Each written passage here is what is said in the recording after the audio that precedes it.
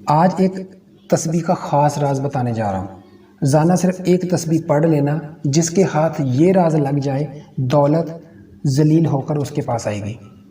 ناظرین، آج میں آپ کو ایک ایسا اسم مبارک بتانے جا رہا ہوں، اگر آپ لوگ اس عمل کو کریں گے تو اللہ پاک کی غیبی مدد شامل حال رہے گی۔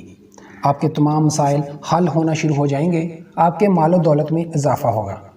ناظرین، باوضو حالت میں اول آخر تین دفعہ درود ابراہیم اور درمیان میں اللہ پاک کا اسم مبارک ہے یا جلیلو کی ایک تسبیح، یعنی 100 بار پڑھیں۔